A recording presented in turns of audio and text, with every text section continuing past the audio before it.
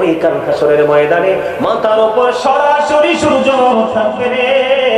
ও বন্ধু, পুরো বডি গেলে যাবে, গ্রামের মধ্যে দুর্গন্ধময় পরিবেশের মধ্যে ডুবে থাকতে হবে। কে দেখবে সেদিন? কাউকে তুমি সেদিন পাশে পাবে না। জোরে জোরে কন্যা নাউজুবিল্লাহ। হুজুর সেদিন কেন গো?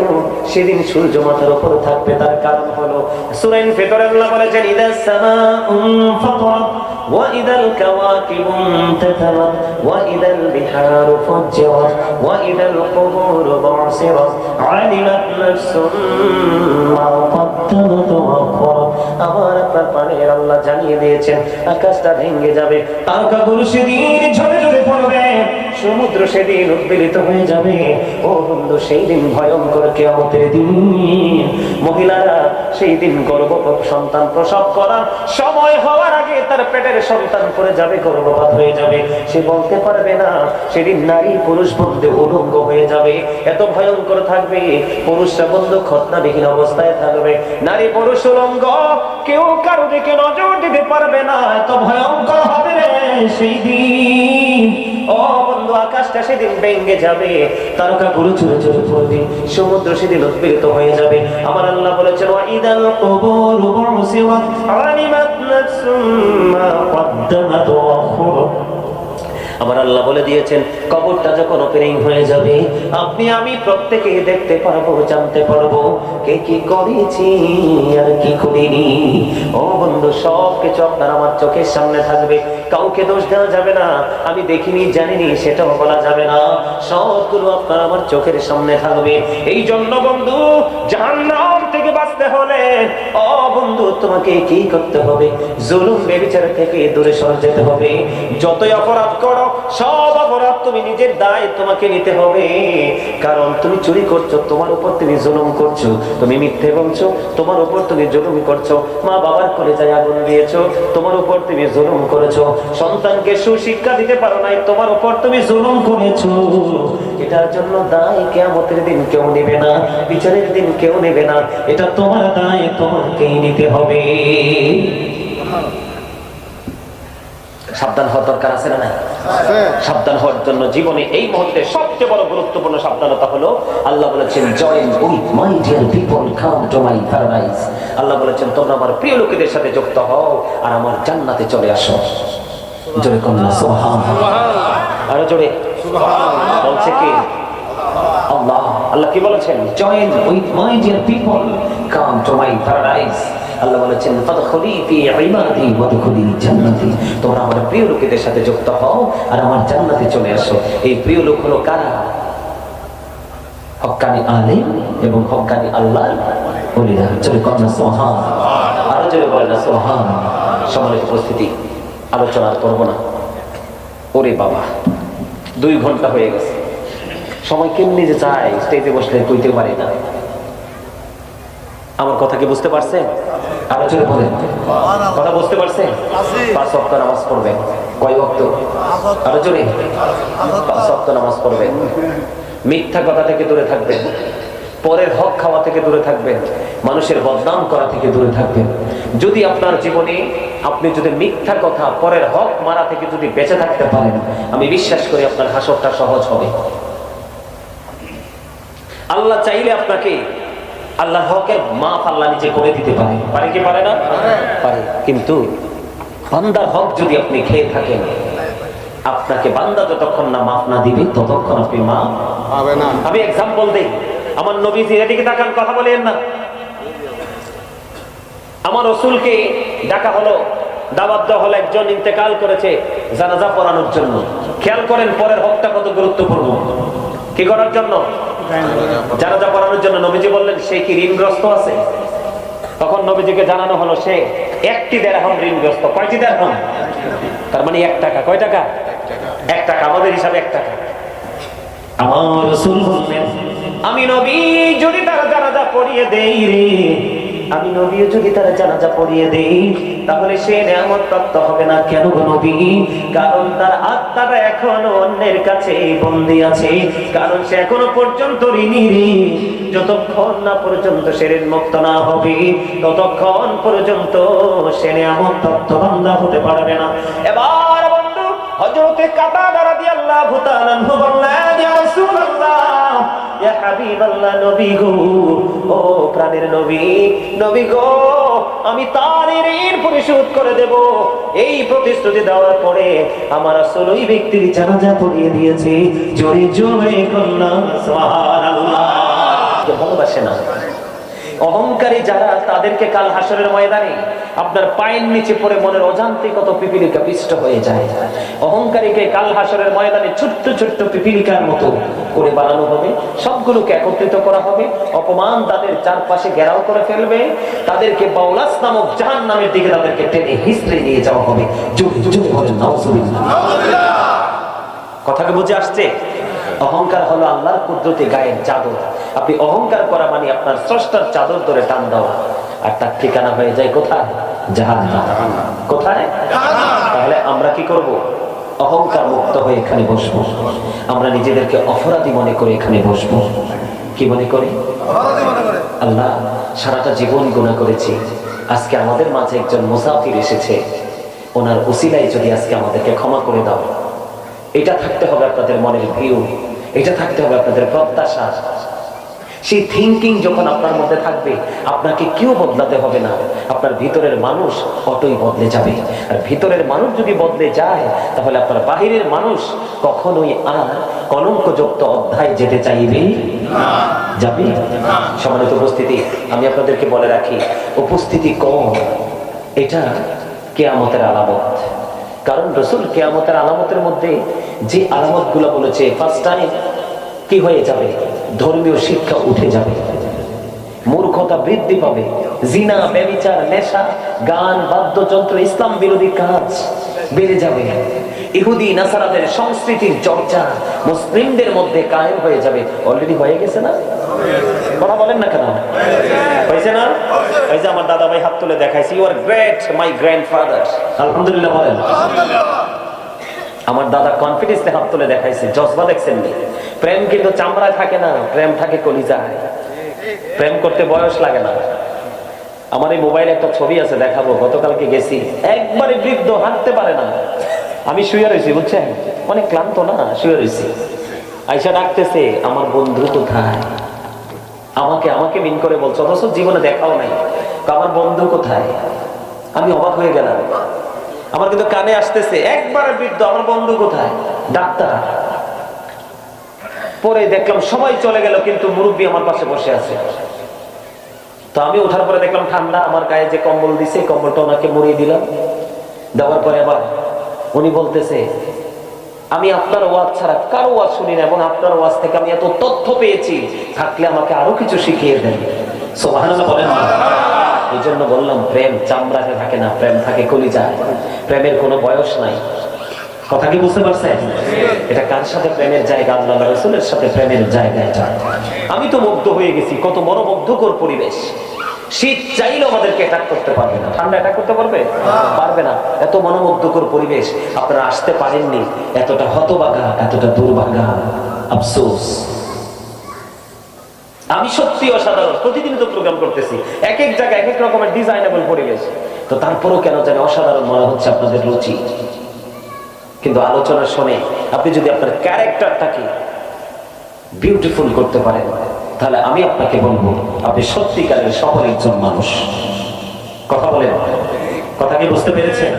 আমার দিকে তাকান। আমার অনেক, আমি আলোচনায় ঢুকে নেই। তাহলে মানুষের আসল সত্তা কি? তার আত্মা, দেহ নয়। আত্মা থাকলে আপনি আমি আছি, আত্মা না থাকলে আপনি আমি নাই। কথা কি বুঝে আসছে? তাহলে এখানে রাখতে হবে কোনটাকে? আত্মাটাকে। কোনটাকে? আত্মাটাকে। সুবহানাল্লাহ বলেন। আরো জোরে। আমি আজকে আলোচনা করব জুলুম নিয়ে। কি নিয়ে? আমাদের দেশে কি জুলুম বাড়ছে না?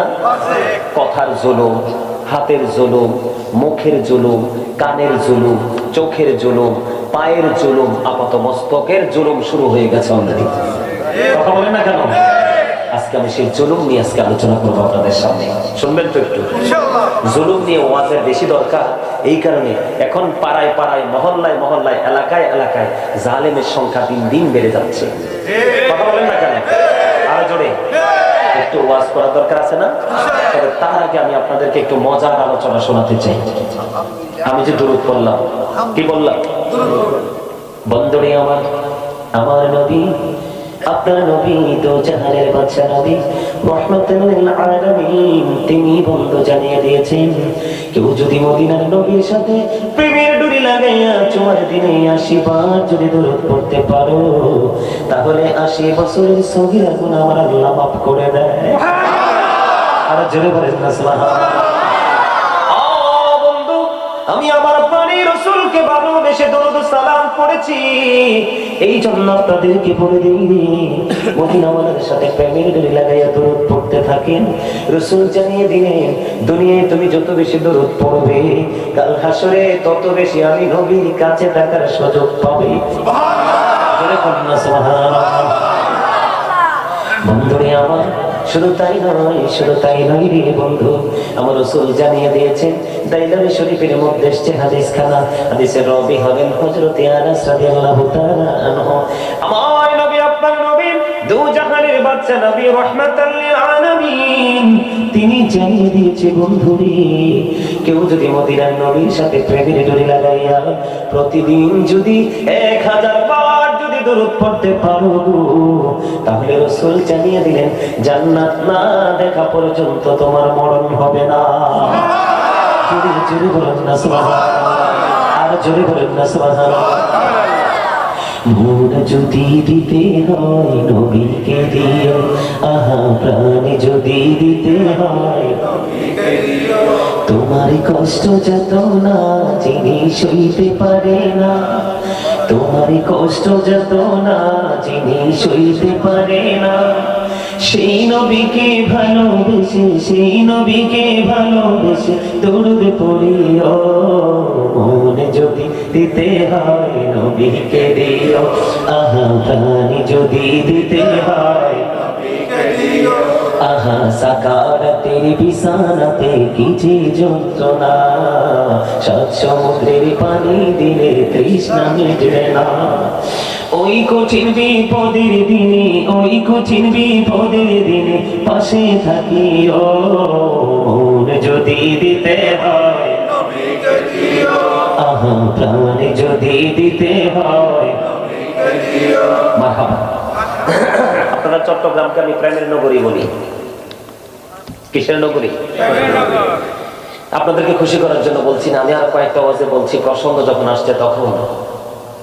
আপনার আমেরিকা, লন্ডন, বিশেষ করে এই দুইটা দেশে আমার অনেক বেশি মহব্বতের মানুষ, ভালোবাসার মানুষ। ইতালি, পৃথিবীর সব দেশে আছে, এর মধ্যে সবচেয়ে বেশি হলো লন্ডনে। ওরা প্রায় সময় আমার সাথে বলে যে, হুজুর, চট্টগ্রামের মানুষের মধ্যে এত বেশি রাসূল প্রেম, বাংলাদেশের আর কোথাও নাই এত বেশি প্রেম। এটা তো আপনাদের জন্য দলিল। অন্যান্য জেলার মানুষ যদি হাসরের মাঠে দলিল দেই, দলিল আপনাদের নাজাতের উসিলা হয়ে যাবে। তো সুবহানাল্লাহ বলেন না। প্রতি বছর ঈদে মিলাদুন নবীতে আপনারা যে জুলুস করেন, দৃষ্টি কাড়ার মতো পরিবেশ হয়ে যায়। মারহাবা বলেন না। আরো জোরে। তো সেই প্রেমিকদের আওয়াজ তো হবে অনেক প্রেমময়। প্রেমময় হবে না? অবশ্যই হবে। আপনারা গলা ছেড়ে কথা বলবেন। তাহলে দরুদ নিয়ে আর বলি না, ছোট্ট ছোট্ট 3টা নিয়ামতের খবর বলে দিলাম। সুবহানাল্লাহ। দরুদ is the most excellent prayer Muslim religion. ধর্মাবলম্বীদের জন্য গুরুত্বপূর্ণ মহা ইবাদত হলো নবীর প্রেমের দরুদ। দরুদ পড়বেন তো তাহলে? জোয়ান নাই বুড়া নাই, জীবন থেকে মৃত্যু পর্যন্ত রাসূল বলেছেন, প্রতিদিন যে 1000 বার রাসূলকে ভালোবেসে দরুদ পড়বে, সে মৃত্যুবরণ করার আগে জান্নাত দেখবে, তারপরে তার মৃত্যু হবে। এত প্রেমের খবর কি বাদ দেওয়া যায়? না। প্রত্যেকটা ওয়াজে গেলে আগে এই টপিকটা নিয়ে আলোচনা করি, কারণ এখন আমাদের দেশে গাছ মোল্লা বের হয়েছে, তো দরুদ পড়লে কই বেদাত। নাউজুবিল্লাহ বলেন না। বলে না, এই বেদাত বলা মোল্লা এলাকা খাই দিবেন না। আরে আমি আমার রাসূলকে ভালোবেসে দরুদ পড়বো, তুমি বেদাত বলার কি? তুমি যে বেদাত বলেছো, এই বেদাত বলাটা আমাদের শোনাটাও বেদাত। কথা বুঝেন নাই? তুমি যে বেদাত বলেছো, এই বেদাতটা আমাদের শোনাও বেদাত। কারণ সাহাবীরা এক একজন এক এক ভাবে রাসূলের সাথে প্রেম করেছে, কেউ কিন্তু বিরোধিতা করে নাই। তুমি বিরোধিতা করছো কেন? তাহলে তোমার বিরোধিতাও বেদাত। ঠিক কিনা বলেন? আওয়াজ দিতে হবে। আমরা সবাই নবীর সেনা। ঠিক কিনা বলেন? আরো জোরে। জিকিরটা যে করলাম, আপনারা কোন জিকিরটা করছেন নি? কেমনে এমনি জিকির করে? কথা বলে না, আস্তে আস্তে করবে কিল্লাই জিকির, বড় করে জিকির করতে হবে, কথা বলে না কিল্লাই, আরে বড় করি গো, আবার দেখা না বড় করি, বড় করে কইতে হইব না, এদিক দেখা। রাসূল বলেছে জিকির তোমরা এমন ভাবে করো মানুষ দেখলে যেন পাগল বলে, হাদিস শরীফ, বাংলা বই না। জিকির তোমরা এমন ভাবে করো মানুষ দেখলে যেন পাগল বলে, সুবহানাল্লাহ বলেন না। জিকির দুই ভাবে করা যায়, জবান দিয়েও করা যায়, অন্তর দিয়েও করা যায়। মানুষ যেহেতু দুইটা, জিকিরও হইব দুই জায়গা থেকে, ঠিক না বলেন? জবান দিয়েও জিকির করা যায়, অন্তর দিয়েও করা যায়। রাসূল বললেন জবান এবং অন্তর দুটো মিলিয়ে যে জিকির করা হয় এটাই হলো অল দ্য বেস্ট, সবচেয়ে উত্তম জিকির। সুবহানাল্লাহ। আপনারা কি জানেন আপনাদের মর্যাদা আজকের জন্য কতটুকু বৃদ্ধি পেয়েছে? যারা আসেনি আর আপনারা যারা আসছেন তাদের মধ্যে আকাশ আর পাতাল পার্থক্য। আপনারা যারা এসেছেন তারা বিজয়ী যোদ্ধা, কারণ আপনারা যুদ্ধ করেছেন কার সাথে? শয়তানের সাথে। কার সাথে? কারণ শয়তান চায় না আমরা এখানে আসি, কারণ আসলেই তো নিয়ামত, কথা বলে না। আপনারা যারা এসেছেন শয়তানকে বৃদ্ধাঙ্গুলি দেখিয়েছেন, সুবহানাল্লাহ বলে না কেন? কেন? আল্লাহ বলেছেন ইন্না কাইদা শাইতানি কানা দাঈফা। আল্লাহ বলেছেন শয়তান ডিসিপশন ইজ ভেরি উইক, শয়তানের ধোঁকা মুমিনের জন্য দুর্বল। তার মানে আজকে যে শয়তান দুর্বল এটার প্রমাণ হলেন আপনারা, কারণ শয়তান কিন্তু গেইটে দাঁড়িয়েছে আপনাকে আপনাকে আটকানোর জন্য, কিন্তু আপনি তাকে ধাক্কা মেরে ফেলে দিয়ে আল্লাহ রাসূলের প্রেমে জান্নাতের বাগানে জোরে করুন সুবহানাল্লাহ। এই মানুষ এগুলো বুঝে না তো, যদি মানুষ বুঝতো লটারির মাধ্যমে সবার আগে এসে হুজুরের সামনে বসতো, কারণ এখনকার মানুষ বোঝে না। বোঝে কোনটা? দুনিয়াতে চুরি করে, ডাকাতি করে, মানুষের হক নষ্ট করে কিভাবে নিজে টাকার পাহাড় করবে সেটা বুঝে। কিন্তু বুঝতে বুঝতে কি হয়ে গেল? ওই জালেমদের জন্য আল্লাহ কি মেসেজ দিল? সূরা আলে ইমরান 185 নম্বর আয়াতের শেষ অংশে বলেছেন আমাল হায়াতুদ দুনিয়া ইল্লা মাতাউল গুরুর। দুনিয়ার জীবন, দুনিয়ার হায়াত একটা ধোঁকা। তো যারা আজকে জান্নাতের বাগান ছেড়ে বাইরে আছেন তারা তো ধোঁকার মধ্যে আছেন। নাউজুবিল্লাহ বলে না, আর যারা বলে না নাউজুবিল্লাহ। যেটা বলতে চেয়েছিলাম, জিকির কয়ভাবে করা যায়? কয়ভাবে? দুইভাবে করা যায়, জবানেও করা যায়, অন্তরেও করা যায়। জবান এবং অন্তর দুটাকে সমন্বয় করে যে জিকির করা হয় ওইটা হলো উত্তম জিকির। সুবহানাল্লাহ। বন্ধুরা আমার, পৃথিবীতে যেমন ময়লা পরিষ্কার করার যেমন উপকরণ আছে, তেমনি মানুষের মনের ঘরের ময়লা দূর করার উপকরণ হলো মাওলার জিকির। আমার আল্লাহ বলে দিয়েছেন ফাযকুরুনি আযকুরকুম। আল্লাহ বলেছেন remember me then I will remember you. Allah বলেছেন তোমরা আমাকে স্মরণ করো, আমি তোমাদেরকে স্মরণ করব। তাহলে জিকির করলে লাভ না লস? লাভ না?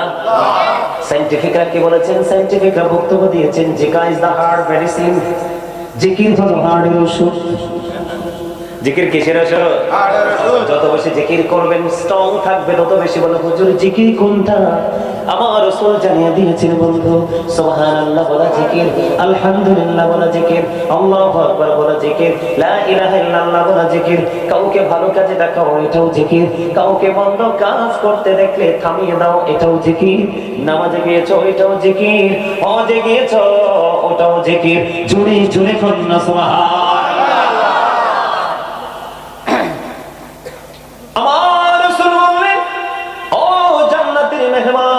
তোমরা যখন জান্নাতের বাগানে ঢুকে যাও তখন তোমরা জান্নাতের ফল খেয়ে নাও। ইয়া রাসূলুল্লাহ, ইয়া হাবিবাল্লাহ, নবী গো, ও প্রাণের নবী, জান্নাতের বাগানের ফলটা কি গো নবী? জানতে বড় মনে চায়। আমার রাসূল জানিয়ে দিয়েছেন বন্ধু, সুবহানাল্লাহ আলহামদুলিল্লাহ লা ইলাহা ইল্লাল্লাহ, সুবহানাল্লাহ আলহামদুলিল্লাহ লা ইলাহা ইল্লাল্লাহ, লা ইলাহা ইল্লাল্লাহ, ও লা ইলাহা ইল্লাল্লাহ।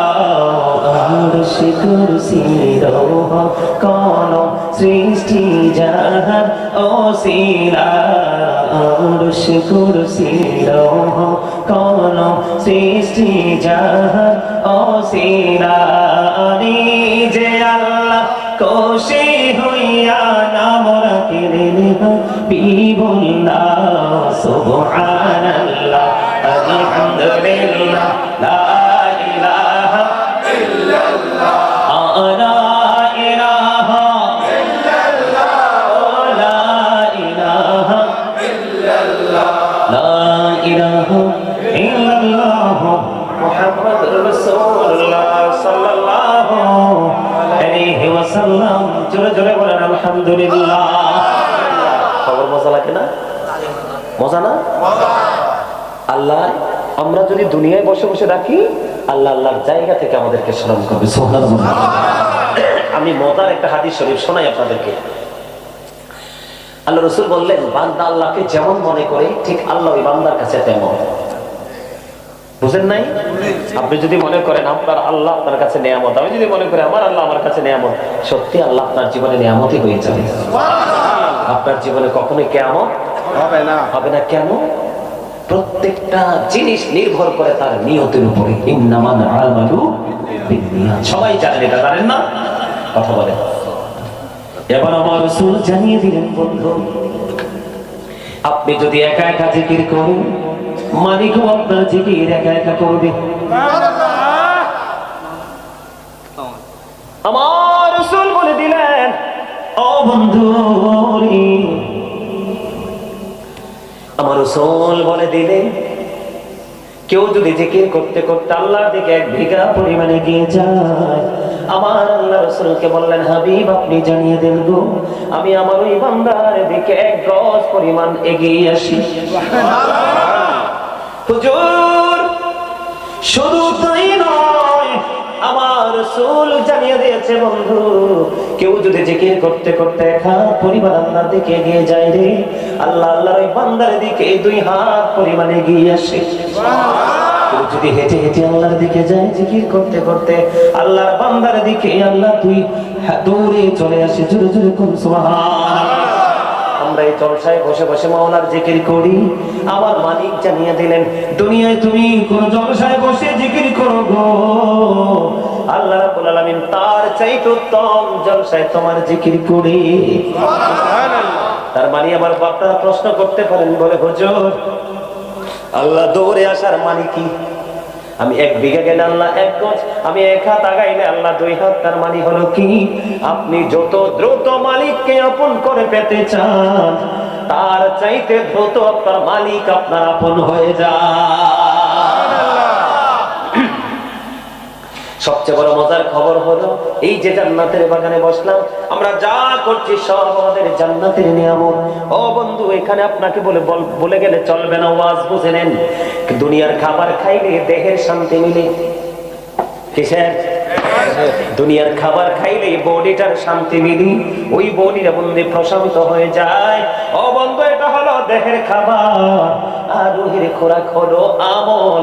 আমল করার পরে যার অন্তরে শান্তি মিলে, সেই বলতে পারবে যে আমার আমল মালিক কবুল করে নিয়েছে। এজন্য নামাজ পড়লেই নামাজি হওয়া যায় না, দান করলেই দানবীর হওয়া যায় না, হজ করলেই হাজি হওয়া যায় না, মাহফিলে এসে বসলেই শুধু মাহফিলের শ্রোতা হওয়া যায় না। আপনি পরিপূর্ণতা অর্জন করতে হলে দুটো জিনিস আপনার মধ্যে রাখতে হবে। কয়টা? আল্লাযীনা আমানু, যারা ঈমান এনেছে, ওয়াকানু ইয়াত্তাকুন, এবং তাকওয়া অবলম্বন করেছে, লাহুমুল বুশরা, তাদের জন্য সুসংবাদ, ফিল হায়াতিদ দুনিয়া, দুনিয়ার জীবনে, ওয়া ফিল আখিরা, এবং পরকালের জীবনে। আপনি ইমানদার হতে হবে, সাচ্চা ইমানদার, ঠিক কিনা? ঈমান আনার পরে আপনার কলিজার মধ্যে থাকতে হবে ভয়, তাকওয়া। আল্লাহ বলেছেন, O believers you fear me. ইমানদারকে ডেকে বলেছেন, তোমরা আমাকে ভয় করো। আল্লাহ তোমাকে ভয় করে লাভ হবে কি? Allah will forgive you. Allah তোমার আমার সমস্ত জীবনের গুনাহ মাফ করে দিবে। সুবহানাল্লাহ। You are the giver of everything. Allah সব কিছুর দাতা, ঠিক কিনা বলেন? আর যারা বলেন না, মজার খবর না? আরো জোরে মজার খবর না? তাহলে দুরূদ আর জিকির বাদ দেওয়া যাবে? কথা বলেন।